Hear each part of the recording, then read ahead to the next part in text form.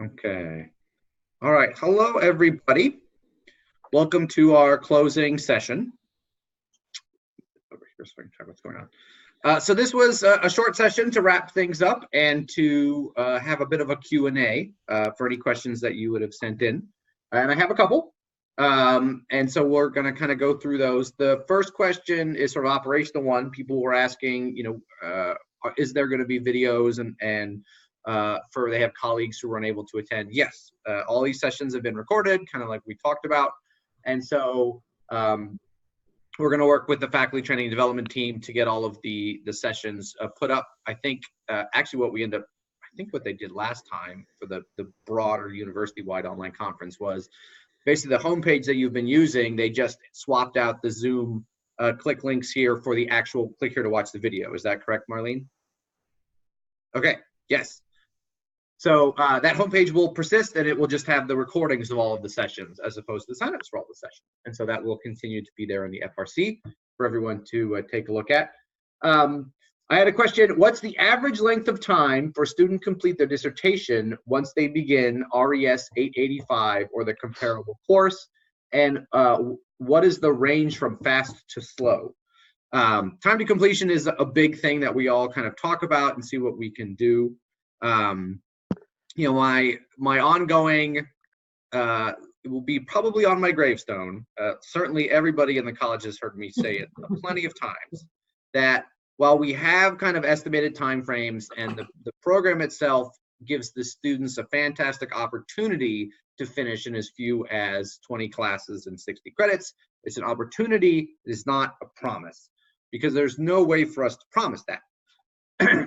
We do have students who have completed in the 3 dissertation courses, 4 if you include 885 and its equivalent, and we have students who, but they're in the minority. I think under 10% at last count are completing in that quick of a time frame, and so majority of our students need some kind of continuation course.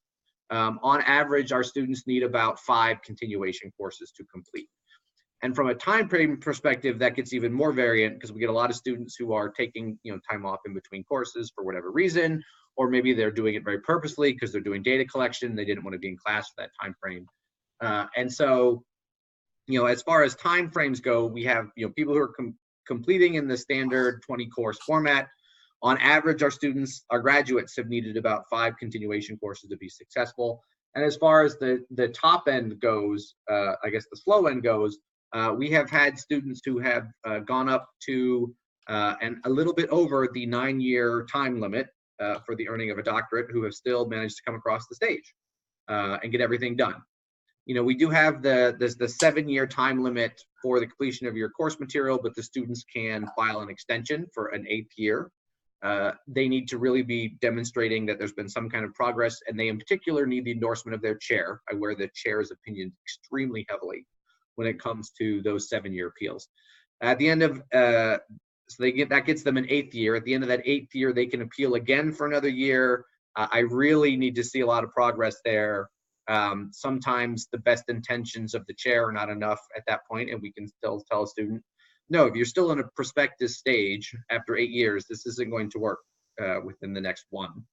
And then at 9-year is, in theory, the absolute deadline, but students who are in level 5 peer review at 9 years, we're not going to turn them away as long as they continue to make some kind of progress and are moving forward. And so that's kind of everything we have about time frame is concerned. I had a question. Someone said if I feel my learner is having behavioral or professionalism issues, who do I speak to about that? And so I think that's a good question to look at, maybe Michelle or Cindy, when you have chairs who are saying, hey, my learner is being really, again, unprofessional, they're uncertain, should they go to the SDA supervisor? Should they go to the RS team? How does that work? Can I jump in on that, Dr. Berger? Even better, okay, yeah. Because if you've got somebody that you think is being inappropriate, and I think that's, they've kind of crossed a line and are no longer being professional or scholarly or whatever you want to define, then file a classroom incident report. You're going to go right into the into the Faculty Resource Center where you got into all this information and file that CIR, what we call. That will take that incident to the Code of Conduct Committee. And I will tell you this, I'm on the committee, and we do not view kindly on those, and we will deal appropriately with them and get them remedied, get them back on the path to improving. Sure. I guess this is a good opportunity to follow up on that, because we do see frequently issues with our doctoral learners, and they get frustrated. You know, they're working virtually. Communication is important to them. You know, there's a lot of things that go into sort of this dissertation process that they have a lot, you know, our learners are working, you know, they have personal responsibilities and all kinds of things that sort of converge and make it very difficult. So, but as chairs and faculty members, it's really incumbent upon you to document, you know, unprofessional behavior, because if you don't submit a CIR or an early alert on your learner, and then some other conflicts emerge, we really don't have a way to support you, because it becomes a little bit of sort of, you know, he said, she said kind of a thing. So and also it helps us to mitigate those that behavior early on, so that you can build a strong professional relationship. And sometimes people are a little worried about submitting a CIR in fear of, you know, kind of upending that chair learner relationship or committee relationship. But on the other hand, it's the best way to help us, or, you know, help us help you, and also help the learners, so that you can, you know, reframe your relationship in a more productive way. Absolutely. And just to add real quick from a procedural standpoint, all of those resources on how to file either an early alert or a code of conduct are located on our CERT website under faculty resources. Okay, great. We got a question. When my learners are at residency, am I required to accept late assignments? And if so, how late?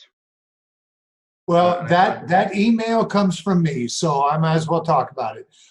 We recommend that if there is an assignment due on the Wednesday night when the students are attending residency in Phoenix, that the student contact you, and that you give them until Saturday at midnight. That's the recommendation. If you're going to go beyond Saturday, I think the student needs to contact you and work that out. But Saturday midnight is the recommendation. Okay, great. There was a question, is GCU going to start any new doctoral programs soon? Which I think is a question that I can take. You know, as I think we talked about before, when those of you who've been around for a while, and we introduced our new doctoral program, the PhD in Counselor Education and Supervision, that was back with the HLC Higher Learning Commission, which is our regional accreditor, their visit back in 2015, 2016. And so in order to start a new doctoral program, you know, we need to go to our accreditor every time and submit all the formal paperwork, which also then triggers a site visit, and it's a big to-do. And so we generally want to be very intentional then in any new doctoral program rollouts because of all of that process that goes into that. We are looking at the possibility of new doctoral programs as GCU is getting ready for its mid-cycle check-in with HLC in 2021, 2016 to 2021. They basically, we got approved for 10 years, but they do a mid-year check-in. And so we are starting some conversations about the possibility of starting some new doctoral programs. But as of right now, I don't have any specific details as far as that go. It's a very early stage for that. There's a question, I'm getting a lot of questions from students about APA 7th edition. Do we have an official notification that we can give them? An excellent question. Yes, APA is coming out with the 7th edition. Yes, at some point the university will move to adopt it formally, but there's a lot of rubrics with a lot of templates with a lot of style guides across not only the doctoral program, but also the master's program and the bachelor's program. It's a big to-do. And so we want to make sure that all the infrastructure stuff is updated consistently. So, you're not dealing with the fact that a rubric or an assignment is referring to 6th edition rules or specifications when we've tried to tell everybody 7th edition. So there's a big assessment going on right now with our curriculum services partners. We're kind of seeing all of the places that talk about 6th edition and where it's relevant. The university will then get a project timeline together and essentially set a date for when we want to begin moving forward to 7th edition. When we do that, we'll have a conversion guide and resources and all that kind of stuff, and there will definitely be a grace period.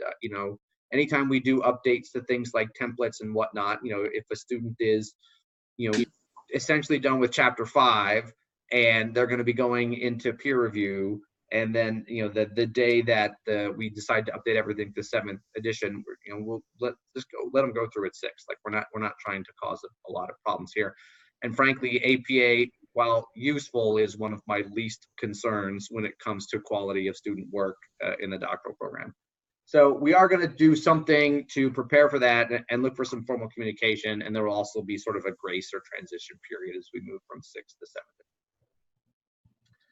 7th. Let's see, new doctoral programs, length of time. Okay. Oh, yes, APA themselves is actually giving a lot of information out. If you go to blog.apa.style.org, they have some information there. What's interesting this year is they made noises, to my understanding, that they're talking about actually doing a digital version of the book. Previously, APA was absolutely adamant about their focus on a dead tree version only. They refused to release any kind of ebook content for it. What I've heard is this year they may actually be allowing an ebook version of the APA manual. If that is the case, then GCU will definitely go into negotiation with them to see if we could provide it as an online resource as we do all of the other books that we possess. And so we'll figure all of that particular stuff out as we move forward. Okay, that is all of the questions that I have. And so I think at this point we will. Dr. Berger, can I do 2 sentences? Yes, sir. There is a Kindle version of the APA manual that's available on Amazon. It's the same price. As an individual, and so I should be clear that they're letting individual people purchase ebooks, but there's no institutional partnerships when it comes to the digital content. Okay. Is where they were doing that. There's a question, what happens when a student fails a course 3 times? A good question, in particular with where we're doing the APA material. So GCU policy allows you to take a course 3 times. If you have not passed it by the 3rd time, and to be clear, this isn't just an F, withdrawals count toward your attempts, then you're done. You cannot take that course anymore. And if that course is a required course for the completion of a program and there is no equivalent substitution for the student to take, then they cannot complete that program. And so that is the 3-course policy we have here. In particular, how we've applied it to the 955 class is the idea that the student is not going to be able to pass that class unless they have not an approved, we don't actually use the word approve, or we don't anymore in that rubric, but a prospectus that meets certain fundamental requirements and is workable, even if you're still going to maybe do some work on it a little bit after that. But if the student can't get to that point after 3 attempts of that class, then obviously things are not going to work. And that is a point where we're going to stop the student through their progression of the program and talk to them about a doctoral exit strategy. Because at that point, you've begun work on your prospectus in residency 2, you've had 880, you've had 885, you've had 955, not once, not twice, but 3 times. So if functionally you're going on 40 plus weeks of work on what is ultimately a 10-page document. And if we can't get that done in 40 weeks, then we are not going to get your 197-page dissertation done anytime beyond this in that kind of time frame. And so that's why we kind of have that gate process set up with the 3-week piece. Dr. Berger and Dr. Berger, there is a question. Does 3 attempts include dissertation continuation courses? Those are more complicated because those are outside of the standard program of study. Those essentially are add-on courses. There have been a few instances, by that I mean I think literally a handful, less than 5 or 6, where we have someone who has reached that point, and generally that process will go to appeal and we'll have a conversation. Why have they failed it? What's been going on?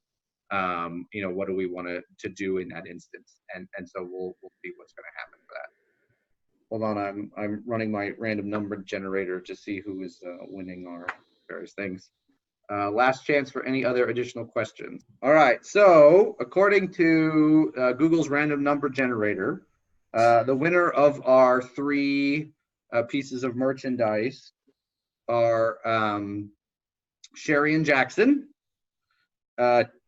You're very lucky getting those questions in, Dr. Chair North.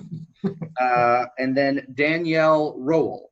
Yes, Danielle Rowell, R-O-W-E-L-L. So congratulations. We will be in contact about how to mail all that stuff out to you and to have you pick from the selection of material that we've got. Doesn't come in one size. This is the end of our fall faculty conference. Thank you for attending, everybody. We hope that this has been a useful afternoon for you, that you learned some things about the college and that the professional development we provided was helpful. Again, we're going to have a poll that's going to go out to everyone once we're done here in a couple days. We would love your feedback on this event. Should we do more things like this? Should we do them at a different time? Should we do them in cover different material? And so we appreciate all of your time. Thanks, everybody. Thanks a lot. Have a good night, everybody. Thank you, everyone. Bye-bye. Good night.